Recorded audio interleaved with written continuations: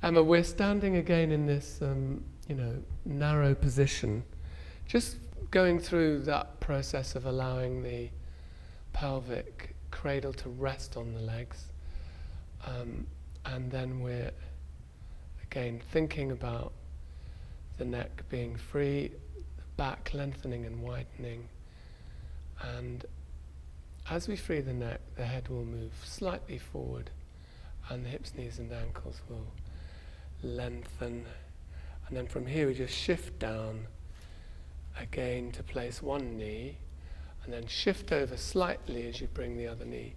Come a little bit forward to the mat, freeing hips, knees and ankles, we're lengthening forward and then coming through to sit, and again being aware that we don't distort the spine by shifting over to one side, so the whole spine shifts, and then we can swing the legs forward and then you just move forward to the edge of the mat. Here we're really looking at just what happens when the eyes rest in a very delicate movement of the head from right to left. But we're going to also do that with the legs against the wall. So we're going to organize ourselves in such a way that we shift forwards and curve the lower back. Again, checking we haven't twisted when we're doing that. We might need to shift the pelvis forward again. And then just to test that the foot is in the right position, we bring up the left foot. Again, the foot is outside the line of the trochanter, outside the line of the hip, and the edge of the heel is just slightly out, yeah? Then from there we can bring the other foot up. Again, similar, you're just checking that you're balanced all the way through and that you haven't twisted slightly. And then from here, lowering the spine, moving the elbows up, touching the head just to remind yourself where the head is and placing the head support in the appropriate way. You might need to bring the heel just down, just lift the head up slightly to check where the heels are and that they're balanced beautifully between the pelvis. And we're ready then, if you place the hands on the intercostal arch, so that you can allow the whole spine to rest and gravity to work along the length of the spine. The next thing to be aware of is really trying to release the muscles of the pelvis, particularly those biarticular muscles that move over the hip joint and the knee joint, and particularly the gracilis inside the pelvis here. Again, if you shift very gently the heel outwards and bring the knee slightly inwards, you'll release the gracilis so that the pelvic cradle can rest fully on the mat. So here we are really at rest, and we're paying a particular attention to the head. And as Peter Grunwald mentions, and also Kathleen Ballard, when we give attention to the eye resting in the eye socket, it can be particularly beneficial for releasing the neck. So, Emma, if we just close our eyes, the first few minutes or so, we're going to be seeing if we can experience the weight of the eyeball in the eye socket. So we can gently close our eyes and work with the sensibility of the weight of the eye. In the same way, at rest as the rest of our body.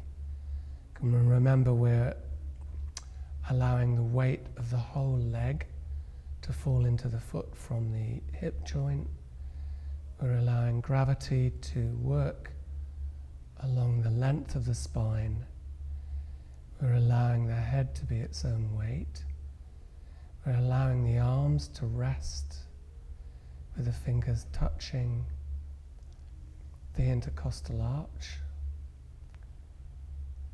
And we're also allowing each eye to rest in the orbit of the skull.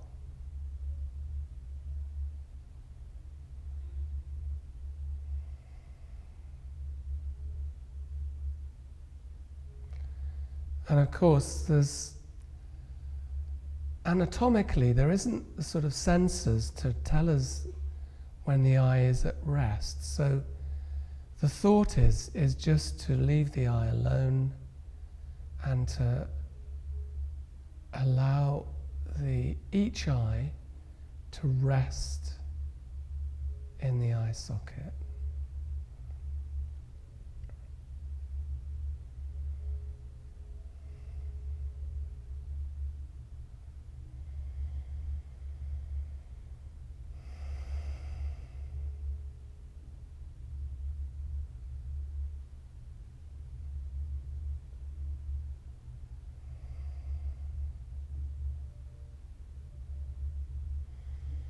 And of course we'll be aware of light, and we might even have the sensation of blinking whilst the eye is closed. But essentially what we're allowing ourselves to do is to let the eye rest and release.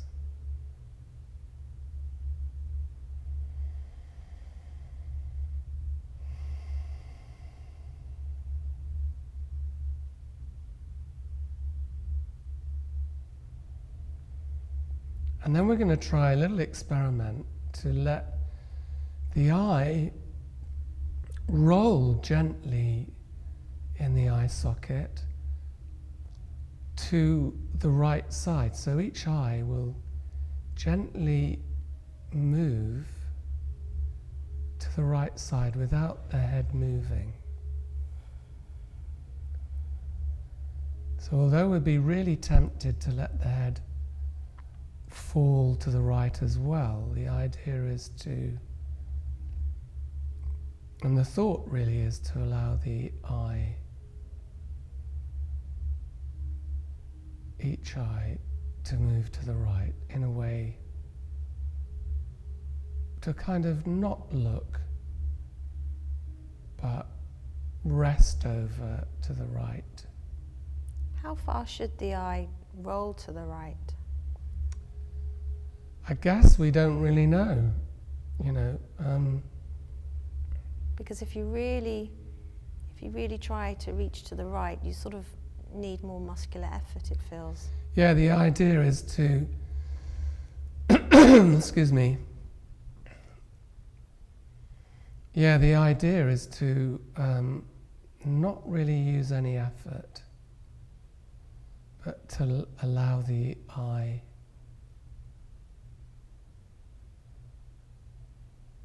to roll is the best way I can describe it.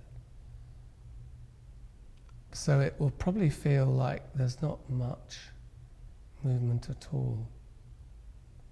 Or it will probably sense like there's not much movement at all.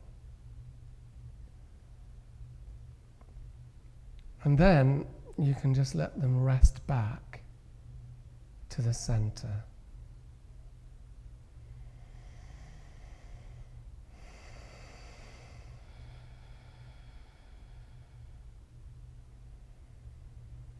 And then let's try it to the left side.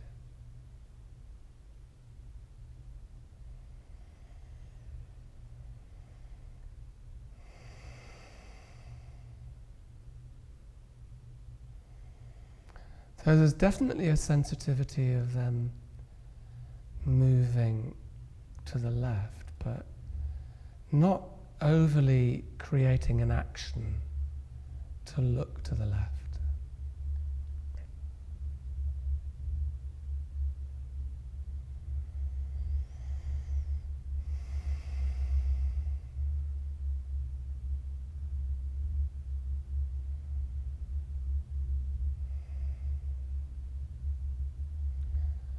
and then to rest them back to the center.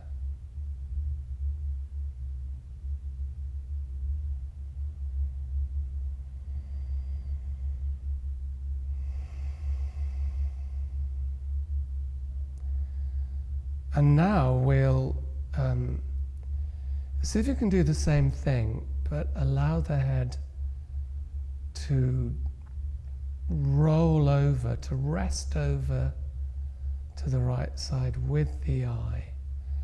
Be careful though that you're not trying to really move the head over as far as it will go. It's really only to do with the weight of the eye.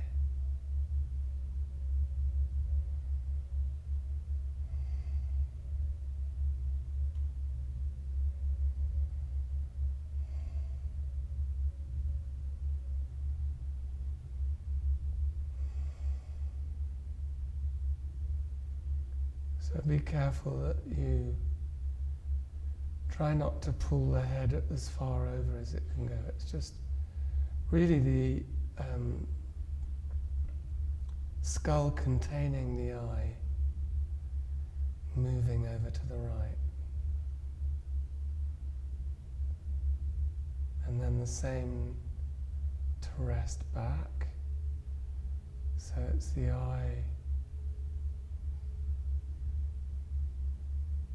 rolling back to center.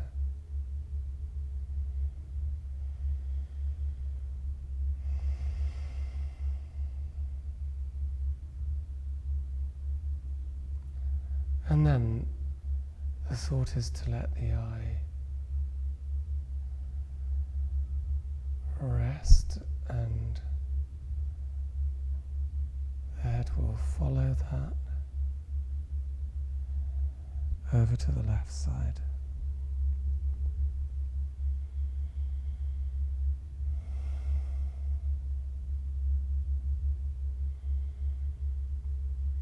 So in a way, the skull is, in a sense, cupping the eye, and in a way just moving in tandem with the eye's rest over to the left. And then returning, the eye will rest back to center, and the head will follow.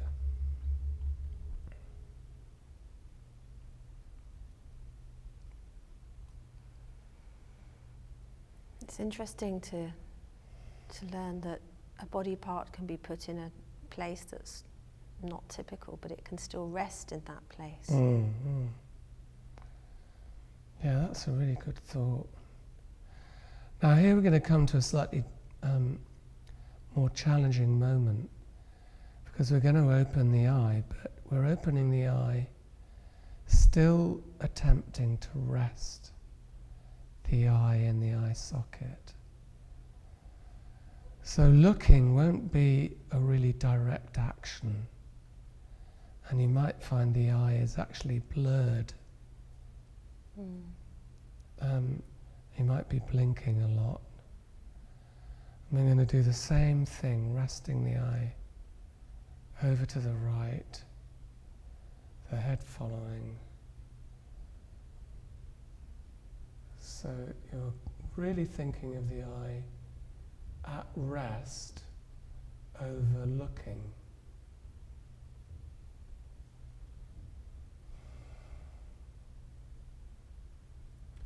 So you're aware of light coming into the eye, probably more than you're really seeing particular things.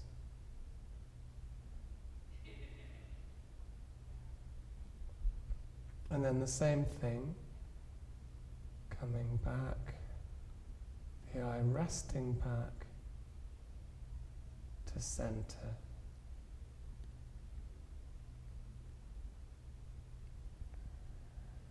And the head following.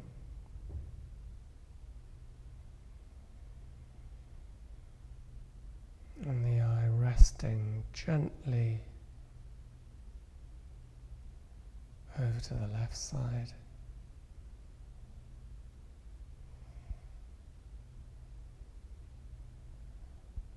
And the head following.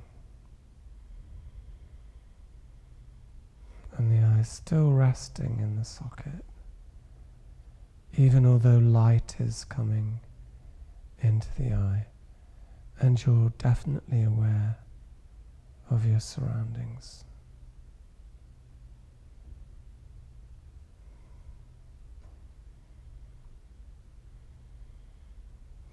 And then resting back towards center.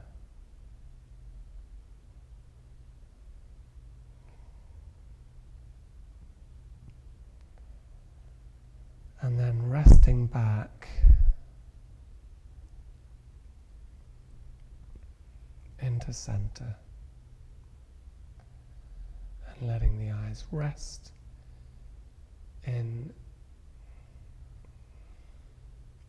the skull.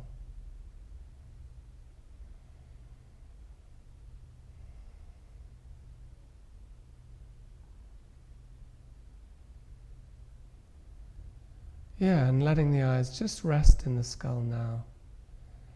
And again, reminding ourselves about weight experienced through the head being its own weight. Gravity working along the length of the spine. The upper part of the femur falling into the hip socket, but the leg as a whole falling towards the feet.